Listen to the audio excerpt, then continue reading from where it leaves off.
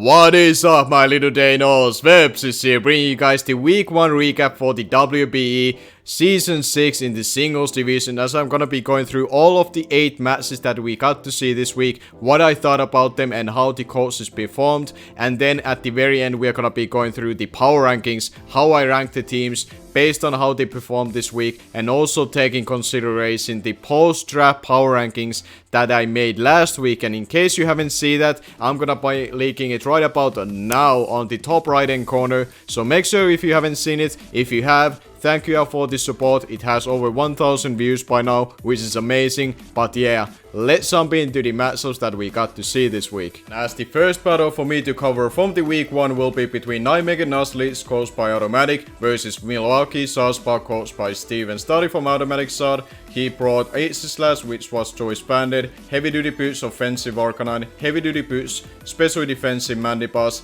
leftovers Mudstealth, choice scarf, analytics Starmie, and a defensive Weezing with Defog and Levitate. Then from Steve's side, he brought a water boosting item Barraskewda, Assault Vest Drapion, Throat Spray Komodo, as well as Manectric, a choice specs Trick Rioniclus, and a leftover Sandslash. So from this battle, this was a very close battle between the teams. As you can tell, it was a 1-0 win for Automatic, but it wasn't necessarily flawlessly played by either side. And starting from Automatic side, to me, one of the biggest mistakes that the Automatic did in this battle, that actually was lucky for him that he got this role, was versus Steve's Drapion on the second serve that he went, because the situation how it happened was that Steve swapped his Manectric out, which was at half health, which also was a mistake from Steve's behalf, as he swapped his full HP Drapion on a analytic boosted serve, and after that Automatic clicked the serve yet again, thinking that it was a 2-hit KO, but it wasn't actually guaranteed.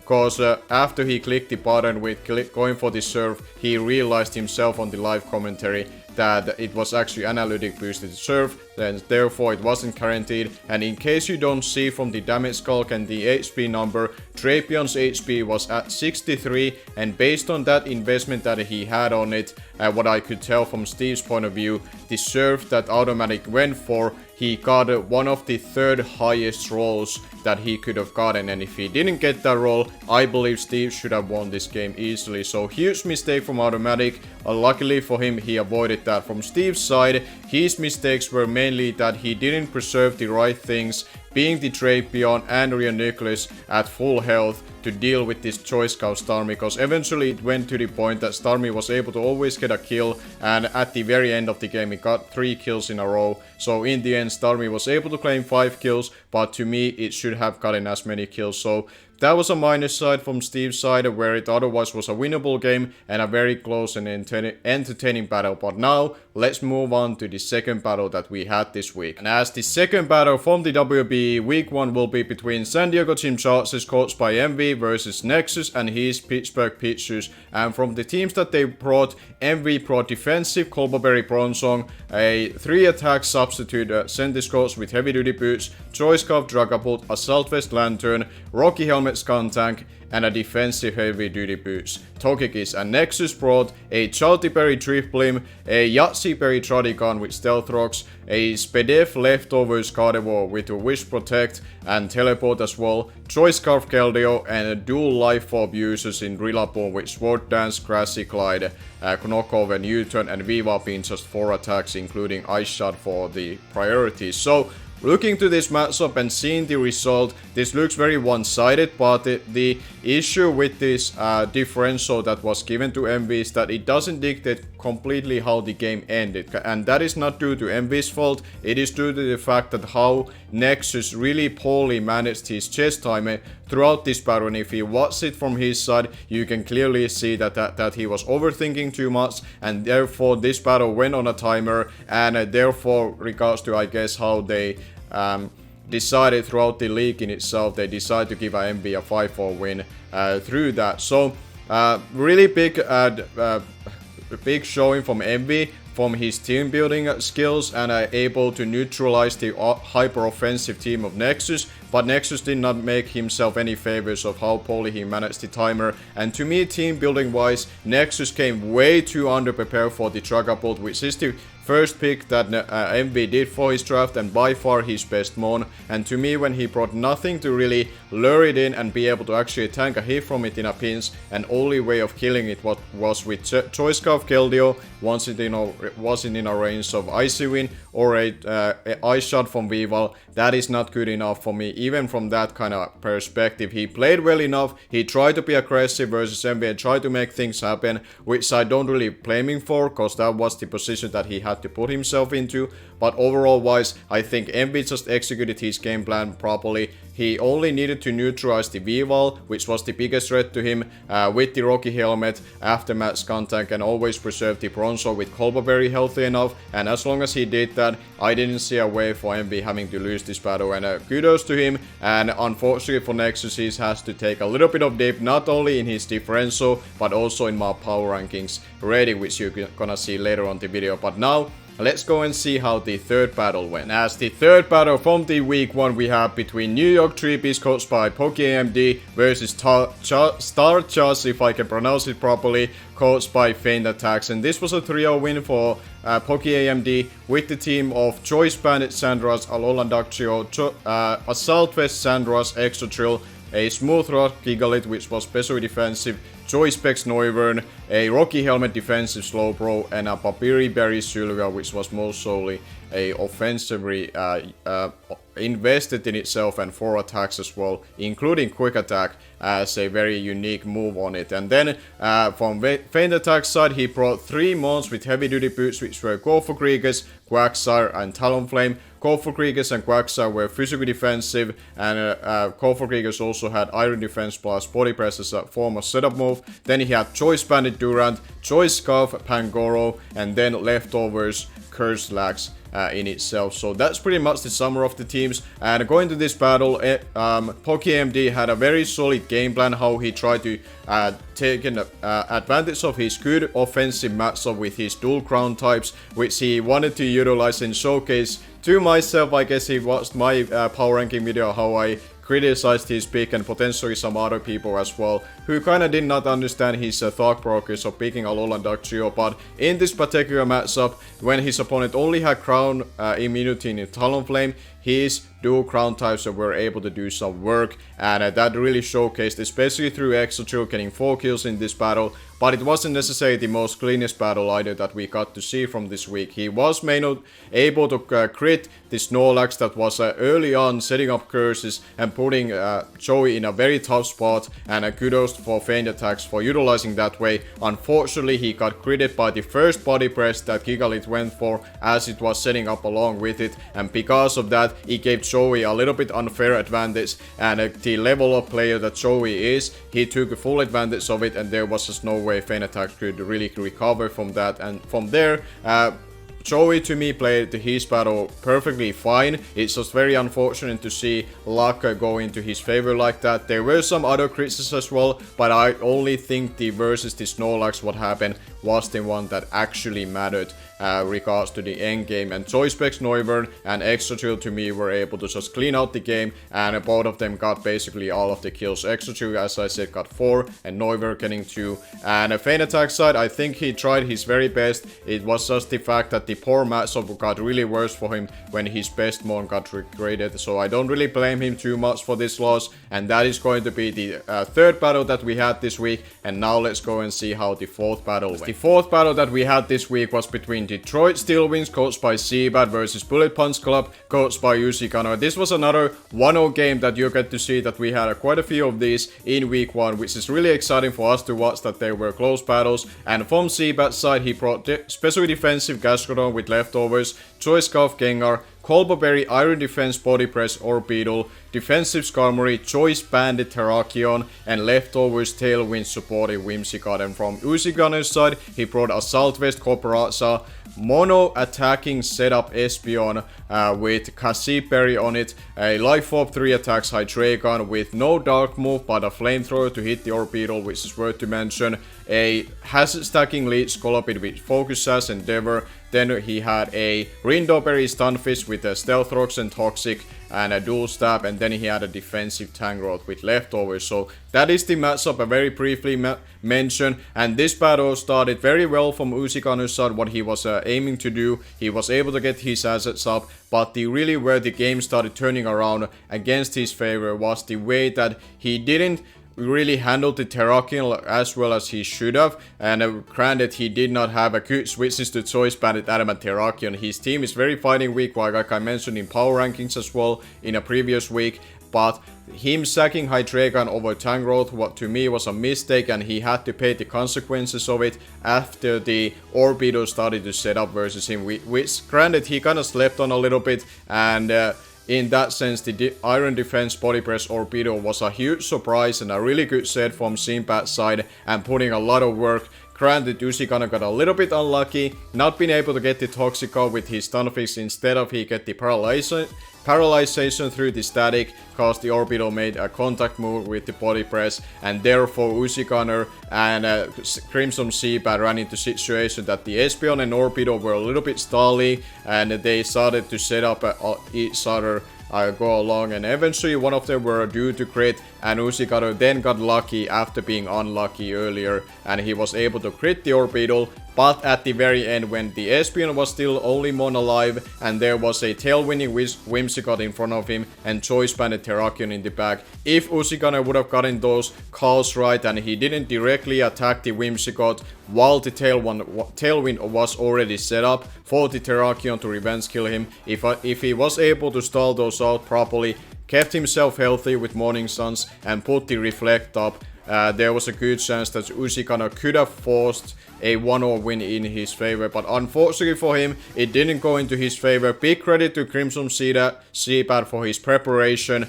and both sides kind of were putting to top positions regards to their flaws in their draft that I mentioned. Uzicaner not having great fighting resist showcased the Choice Banded Terrakion's prowess in this matchup, and Crimson Seabat not having a Dark type really showcased a little bit of fear factor if a Psychic type like Espeon would show up, and therefore that was one of the best mons and sets that Uzicaner was able to bring, and it also got 3 kills for him. So that was a really close and fun battle to watch from his side. Crimson Seabat made less mistakes, if any, from my point of view, whereas Uzicaner made a couple little mistakes, but a cool game, very close battle and worth to watch if you haven't seen it yet. But now let's go and see how the 5th battle went for us. As the 5th battle that we got to see this week was between Dundee Dealers coached by Callum versus Gorga Gumis coached by Fruitberries, and Callum brought a heavy duty boot Cinderace, Leftovers 3 attacks Cobalion with a Stealth Rocks, Choice Scarf Flygon, set up Poltergust with Substitute but only Shadow Ball as attacking move, Porygon C, which was Choice Specs Trick Nasty Plot, and a standard Tentacruel with Toxic Spikes and Rapid Spin. And then from Fruitberry's side, he brought a Unaware Clefable, Choice Scarf Ditto, Choice Specs Sturdy Magnezone, a Thick Lop, Rockhead Alola Marowak, defensive Eviolite Rhydon, and then a check button Trick Room Satu. And from this perspective, this battle I heavily kind of criticized for me one side of their lack of preparation and kind of like seeing a proper way of winning, and that falls into Fruitberry's side. I did not like his preparation. One, he IV'd his mons and made his spreads based on level 100. You do not want to do that. His Ditto was unprobably IV'd, or like not ideally done, because he did not put max HP on it, which is actually the only thing that matters on Ditto if you don't happen to know. But instead of that, he made it max speed and mix attack instead, which didn't really matter on a Ditto in itself. So not great from that. A check button was actually a really interesting item to bring, because I don't think either side really understood properly how it worked, and that showed in the battle very early on when Flygon went for the U-turn versus the Xatu, and therefore Flygon was locked in, didn't get the initiative, and the opponent, without knowing, was able to force it to stay in and go into his Choice Scarf Ditto. So that was interesting to watch from each side, and especially from Callum's live commentary, you noticed that he did not understand how that worked, and he hasn't been playing competitive mons for a little bit, so somewhat understandable. But but still kind of showcases the matchup where both coaches weren't always fully aware how the mechanics work. And from Gorga Gumis' side, I don't think he fully understood how the trick room plus a check button would be working ideally, and to me, I did not like his preparation. Regards to the battle in itself, and the team building aspect from Callum's side, I really liked Callum's prep. He was very well prepared for Ditto and Unaware Clefable, which were likely to come versus his roster with full of setup. The only minus from his preparation was that he wasn't well prepared for Ditto to be turned into Flygon that he brought, which he did not have good responses for. And besides that, the Ditto forced way too many mind games for Callum to be able to deal or execute his game plan properly. And if you watch from his side, he made multiple mistakes because he overthought the Ditto too much, how he's able to actually absorb the toxic spikes. But in case you don't know and you watch from Callum's side, he did not understand that mechanic properly. So because of that, I wasn't fully convinced the way that Callum was able to win. He did manage to win it in 2-0 fashion, but based on the matchup and based on his preparation that his front office helped him with, he could have gotten a lot better win versus a weaker team and versus a coach that I did not think that brought a ideal team at all, and I didn't see really a realistic winning condition from the Gorga Gumis side to even pull off a comeback in this battle. So that's pretty much the battle. Not really like the most well played from either side, but it was entertaining regardless for sure to watch. I watched them both sides and I still was entertained, and therefore let's now move on to the 6th battle that we had this week. And as the 6th battle that we had got to see this week was between Button Rogue Butterfreeze coached by That's+1 versus Superlight Piplups coached by James WBE. And starting from the Butterfreeze side, he decided to bring a Choice Bandit Bolton, Quididance and Focus Sash holding Butterfree, Decidueye with Curse and Spirit Shackle was an interesting set holding Leftovers, Choice Bandit Kindra, Life Orb Mimikyu with Taunt, and a Choice Specs Polito there. Very offensive team, just the way that That's+1 wants to advertise himself to play throughout this season, and he definitely was able to showcase that. But before going into that, Superlight P+ decided to bring a Assault Vest Amoonguss, 3 attack substitute Conkeldurr holding Black Belt on it, defensive Corviknight with Leftovers, Delmice with Colboberry and a Rapid Spin as most importantly moves, and weirdly enough it carried Crashy Clyde as it's one of its moves, and neither side had a way to set up the terrain, so that was a weird prep that I have to mention from that Delmice set. But moving on, the Roto was Choice Scarf with all 4 attacks, 3 of them being electric type moves, funny enough, and then there was a specially defensive Umbreon with Fall Play, Sunny Day, Button Pass and Wish holding the Leftovers. So as I mentioned about the Butterfreeze already, and That's+1, he was able to play this game exactly the way that he wants to play. Partly he was able to do that by the way he played himself, but it also really helped that his opponent made a lot of different kind of misplays and allowed things like Mimikyu get 3 kills in this battle versus a team with a Corviknight, and that should have not allowed to be happen. And mainly that happened because James WBE overthought way too much about the possibility of Phantom Force and made himself thinking that his plays would have been everything else except going for the Iron Head, where the contrary to that is that there were 3 different turns he should have clicked Iron Head with Corviknight, and none of those times he clicked that, and because of that he lost his Umbreon, he lost his Corviknight, and then eventually he lost his Delmice as well to the Mimikyu. And honestly, that Mimikyu should have at most maybe gotten a 1 kill versus the Corviknight and left itself into the point that Rotowas would have killed it. Or, the best case scenario, Corviknight would have killed the Mimikyu, left that weakened amount of health, and that would have been still a amount that he, Superlight P+ could have preserved as a sack for the later part of the game that he could have definitely used. So, because of that, I do think the team from Superlight P+ side, while it was well prepared for the most part for what opponent brought, and I saw ways for him to win if he just played it properly, honestly, the way that he played just allowed it to make it a lot easier for the That's+1. I do think that if each side played it properly, I think That's+1 could have still won this, due to the fact that he got also the Choice Bandit Kindra set right, whereas the opponent did not expect it to be that kind of set, and the Choice Band Bolted was something also that James WBE was heavily underprepared for and did not really thought about it too much in prep. So Therefore, kudos to the That's Plus One for a great week 1 battle from his behalf. Only mistake was sacking Polito too early in my eyes, where he still had the Sitsua to swap into a Thunder for coming from a choice card Rodon was. Other than that, clean game from his side. Superlight P Plus need to improve, as now they have their first ever Draft League battle in back of them. A lot to learn from, especially overthinking certain scenarios. But now, let's move on and see the 7th battle of this week. And as the 7th battle from the week 1, we have between Sin City Scissors coached by Paddy Trills versus Wakanda Vivas coached by Mr. Moet. And starting from Paddy Trills' side, what he brought a special defensive, dual hazard ferocity with spikes and stealth rocks most importantly, but also carrying explosion and thunder wave on it as a very unique moveset from coming out of it. A heavy duty boost, 3 attacks with Jolteon, Assault Vest Mienza with Regenerator, a weakness policy Necrozma with Heatwave, Photo Degeyser, Protect and Atomize, and then there was a Dragon Steel Valley with Defog and Rock Slide and multi-attack and Parting Shot on it, and then we had a defensive Weezing with the Sludge Bomb, Haze, Flamethrower and Will-O-Wisp as its full moveset. And then, coming from Moet's side, he decided to bring a Sword Dance substitute Duraludon with Stomping Tantrum and Dragon Claw as a very unique set. Holding leftovers if I didn't mention that. Heavy duty boots Galvantula with 3 attacks and sticky webs. Marini holding of course Eviolite and having toxic and toxic spikes on it, which are very key to mention, especially toxic spikes versus a Weezing that was levitate as its ability, which came into play heavily on this matchup. And then there was a Seismitoad with holding leftovers, fully physical attacker with Earthquake, Power Wick, Knockoff and Stealth Rocks.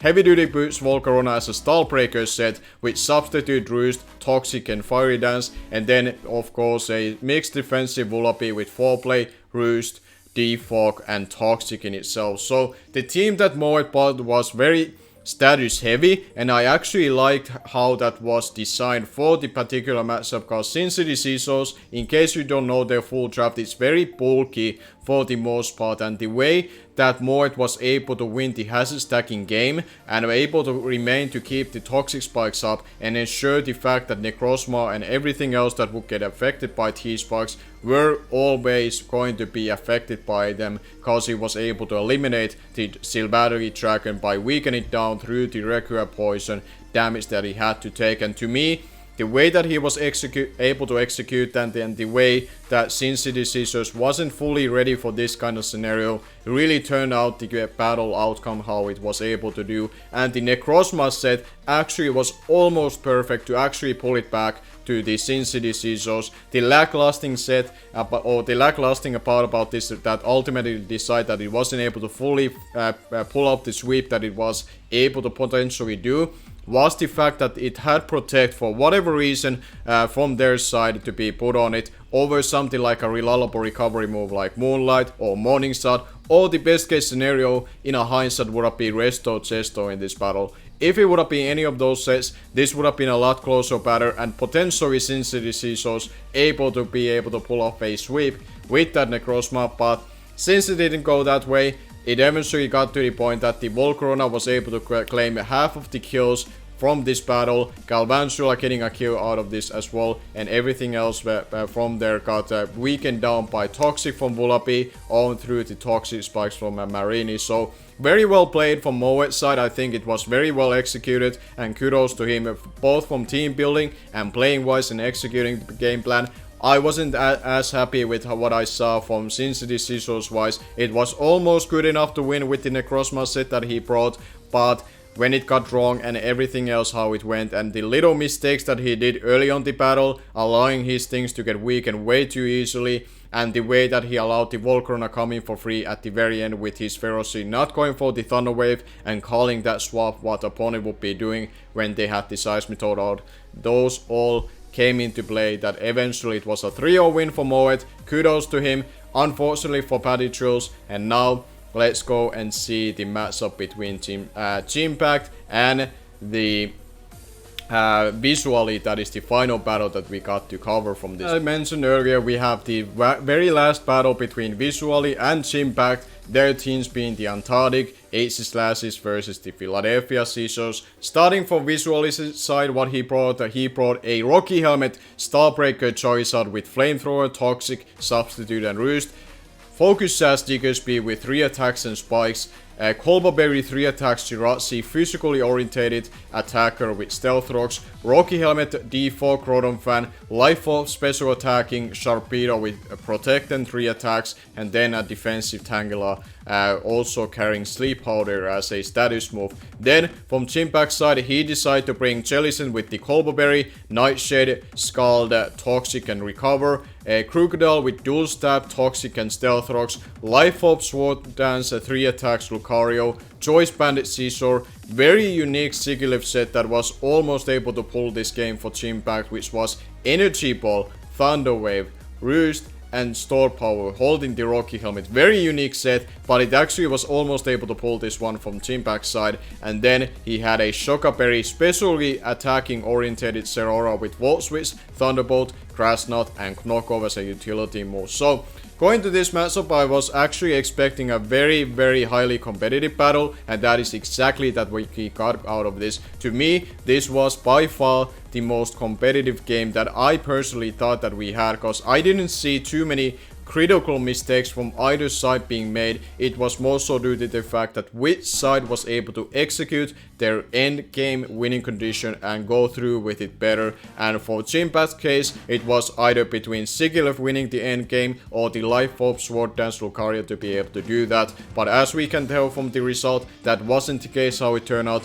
In the end, the Visually was able to deter the Lucario to be able to sweep him, thanks to the fact that Charizard was still healthy enough to take a +2 extreme speed coming from it, and from there the Sharpedo coming in with 3 kills was able to clean out the game once the Scizor and Lucario have been taken care of. So this was a really cool battle. To me, there was just a minor things more so that I noticed through prep that both sides could have done better compared to the way that they actually played. There is one play that I do want to talk about from Chimpac's side, but starting with the preparation, looking for Visualize's side, I was very interested to see that he brought Rocky Helmet on Rotom Fan and Charizard instead of Heavy Duty Boots, considering that he also had a hazard stacking route game plan with Jirachi and Diggersby carrying spikes and stealth rocks. To me, I think the Rocky Helmets would have worked if he always decided that he doesn't bring hazards and therefore get rid of his own hazards as well. But on that case, Rocky Helmet, yeah, would have been better like he intended to bring on this battle. But to me, since he had those hazards, to me, the most ideal items would have been Heavy Duty Boots, so he wasn't forced to defog. So that's my minor issue with Visual's prep. Game plan wise and how he played the battle, to me was perfectly fine regards to how competitive, and not always be able to get every single play right would be the case when you go someone versus like Chimpact. And from Chimpact's side, I was curious to kind of questioning, I guess, about the Jellicent carrying Nightshade if you do carry Colberberry to able to tank a hit from a Sharpedo or from a potential Scrafty brought. I thought the dashing and clean would have been better on that instance, but that's like the one minor thing that I really had to look from his side of preparation, that why was the case. From Chimpact's side, the one little play that he mentioned on the live commentary that could have been done better was when he was trying to execute the setup game plan with the Sigilyph. He was at +2 defenses at the very late game, but then while he still had the Lucario in the back healthy enough to take a Life Orb Dark Potion Sharpedo, instead of swapping into that and force the Lucario to be at +1 attack situation and not allow the Sigilyph to take such a big damage, it ended up to be the case that he allowed the Sigilyph to be 2-hit KO'd by the Sharpedo and be very weak and easily be the revenge kill by it, and in the end he did not have enough resources to take on Charizard as well after that. So to me, if he would have been able to preserve the Sigilyph, it was actually very close to be able to be the winning condition, because he got all of the right things to be toxic, including the Charizard that he couldn't touch with this full moveset that he had on it. So therefore, very close game. Minor things that went into Visualize's way that end up being the case that he was able to win this battle, and kudos to him. I'm not gonna blame too much on Chimpact. To me, from all of the losers that we saw from this week, to me he was the most competitive one and the closest one to win this battle. Very minor things that went against him instead of allowing him to win. But now, let's go and see how I ranked every single teams after their performance in week 1. Here we are with the rankings after the week 1 battles in the WBE Season 6 in the singles division. I'm gonna be going through the teams each by each, starting from the number 1 to the very last team, and talk very briefly where these teams were at my post-draft power rankings and how their position changed after we saw the week 1 battles. So we are gonna be starting this off with the San Diego Team Chargers, coached by MB. He actually was number 1 in my post-draft power rankings as well, and after today's or this week's result over Nexus, able to win that battle in 5-4 fashion. Not many any mistakes and good preparation allowed him to remain at the number 1 spot. And then at number 2 we have Joey aka Pokemd and his New York 3-piece, moving from number 3 in my post-draft power rankings into number 2 cause they had a very solid 3-0 win, good execution, a little bit of luck going into their way, but I'm not gonna punish him from that when I saw otherwise him playing pretty much perfectly considering how the battle was going at that point of time. And I liked his preparation, and to me he deserved at the number 2 seed after week 1. And then at number 3 I have the Detroit Steel Wings, coached by Sibert, who actually moves all the way from number 7 seed into number 3 compared to where he was with his draft power ranking. And now with solid game plan and a good execution, not making almost any mistakes if any in his week 1 battle, and having a close battle with Uzi Gunner, to me I thought he deserved to be number 3 and going from here to the week 2. And then at number 4, one of the biggest winners to me in my power rankings will be Antarctic Aces Glasses at number 4, moving all the way from number 10 into this selection. And to me, because he was able to win the most competitive game from my point of view versus Jim back this week, I wanted to give him the credit from able to clutch that win for himself. Even though the differential is only a 1-0 win, I wanted to give him the number 4 slot. And at number 5 we have Nijmegen Nasleeps, coached by Automatic, who was previously at number 6 in prior rankings after the drafts were ranked from my point of view, but now he moves into number 5, not because necessarily I was super convinced how he was able to win over Steve, cause like I said, the risk that he took with the roll versus Drapion was too big of a risk from my point of view, and he got lucky in that sense. But because there were a couple of teams ahead of him in the post-draft power rankings that moved down, it actually just naturally allowed him to move 1 slot into number 5 seed. And then at number 6 we have one of the biggest winners from week 1 in my power rankings will be Wakanda Vival, coached by Moet. He was previously number 13 in my post-draft power rankings, so he's able to move quite a few slots into number 6, and that is due to the fact that he had a very solid game plan and he executed beautifully versus Sin City Seasons and coached by Patty Tours, as we saw from this week. And number 7, another team that was able to move quite heavily from my power rankings was the Butter Rogue Butterfreeze, coached by That's Plus One. He was at number 14 from my post-draft power rankings, and now he was able to really showcase how he wants to play this season, and he was able to do that versus Superlight people who granted aren't that high in my power rankings,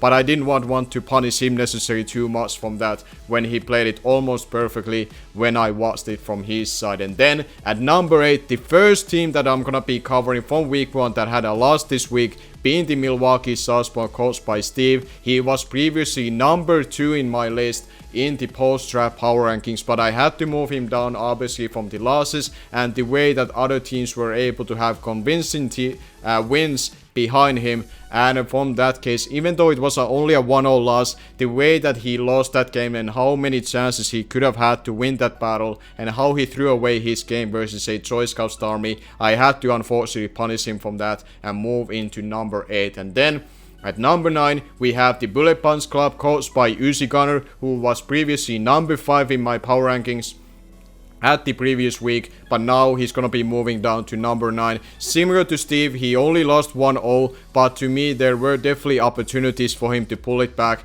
versus Automatic this week, and even though he was a little bit unlucky not able to get the Toxic off on the Orbital, which would have changed the outcome and the scenarios how they played in the end game, I still think that he could have done a little bit better job in this week 1 battle, and to me I have seen him play a lot better than we saw on that particular week, and to me I have to unfortunately move him down from the number 5 into number 9. And then at number 10 we have the Philadelphia Scissors, coached by Chimpact, who was previously number 8 in my post-draft power rankings. He only moves down 2 slots, and that is due to the fact that we had the teams of Vivas and Butterfrees moving so much in the standings past him, so it's only natural that he moved down. I did not feel like I needed to punish him otherwise to move even further than that, because he was able to have such a close game versus Visually, and honestly it was a very narrow way that he ended up losing that game. So to me, I didn't think like he deserved to move too much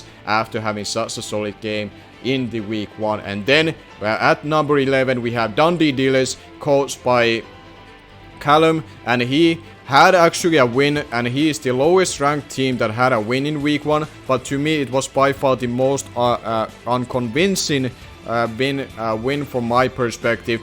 Even though I really loved his prep, I did not like how many mistakes he did throughout that battle, and versus a team that was number 15 previously and now number 16 in my power rankings, being the Gorga Gumis, I thought versus that kind of team he should have gotten more convincing win and a bigger differential coming out of the week 1. And then number 12 we have Starjust, coached by Fenattax, who moved down a few slots. He was number 9 previously in my power rankings, and now he's gonna be number 12. This is kind of rough because 2 of those slots that he had to move down is similar to Scissors, is that the Butterfrees and Vivals went past them, so it's only natural that he moves 2 slots further, but also the fact that he only lost in a 3-0 fashion to Pokemd, who is a very solid coach. I just couldn't convince myself to keep him ahead of Callum, for example. Regardless how unconvincing that win was, he still managed to win and had a very good preparation, whereas Feint Attacks, while he had a decent prep, I wasn't fully sold on it compared to the preparation of the team ahead of him, who was able to still class a W from the week 1. And then moving on to number 13, who is probably the biggest loser in my power rankings compared to where he used to be, and that is going to be Pittsburgh Pixels, coached by Nexus. And I'm really sorry, Nexus, because I do love your commentary by far the most from anyone else in the WBE, and that is not a stick or a bad thing for me to say necessary to other coaches in the WBE who are all solid commentators, but Nexus to me is the by far not my favorite one. But it's painful to watch when he did not manage that timer at all throughout the battle. His preparation versus Dragapult wasn't great at all versus MV, and to me I just didn't see ever himself able to win that outcome, even from the team preview once I saw the team of 6 that each side brought. So hopefully Nexus can bounce it back, but to me, after being number 4 seeded from last week in the post-draft power rankings, he takes a huge dip at the number 13. And then we have Sin City Scissors at number 14, who previously were number 12. There's not really too much to say except the fact what I said earlier, that I thought that his opponent, being the Mr. Moet, he was way more prepared for this battle, and it was way better executing the game plan. And to me, I just didn't see Sin City Scissors able to win that battle unless the Necrozma set was fully perfect for that scenario that it was barely able to do that week. And because it wasn't able to do that, and he took that loss and also making a couple of mistakes, there was no reason for me to have it any higher than this. It's going to remain ahead of the 2 other teams that we still have to cover. To me, he was still a little bit more convincing than them and a higher on my post-draft power rankings, but unfortunately he's going to be number 14. And then the last 2 teams that I've yet to cover, we start out with the Superlight P+ at number 15, who actually was number 16 in my post-draft power rankings, but he is going to remain right here. He made multiple mistakes, very crucial mistakes versus Butterfrees this week, but his team preparation was, to me, by far better one compared to the team that is going to be number 16, and that is the only reason that I was willing to move him up, and I had to move the very next team being the Gorga Gumis at number 16. I know he only took 2-0 loss versus Dundee Dealers coached by Callum, but to me his preparation was by far the worst that I saw from week 1. I never saw him really have an opportunity to win this battle unless Callum completely threw out the game out of the window on that matchup, where I thought Callum always had the matchup on paper. Team building wise, the preparation was better, and even all the mistakes, Callum was still able to win, and I was never sold that Gumi had any kind of opening of winning that battle. So that is going to be my week 1 recap and power rankings for the WBE Singles Division in the Season 6. Let me know in the comment section which ones were the ones that you enjoyed the most in week 1, which are the things that I point out about the matchups and the battles that you would have disagreed on, or you would thought that were worth to mention that I didn't cover. And also, which kind of rankings that I made for the week 1 you did not agree on, or you did agree on and you want to mention. Let me know all those stuff in the comment section below. Leave a like if you enjoyed. Thank you all for so much for the support yet again for the power rankings from the previous week, and I hope to see you yet again coming back here for next week when we cover the week 2, and I cannot wait to see those battles, and I'm sure most of you are really excited to see those as well. So stay tuned for the week 2 for the power rankings from my point of view, and of course check out all of the coaches and their battles as they go up tomorrow on Saturday at 15 on August. So thank you all for watching, and I'm gonna be seeing you guys later.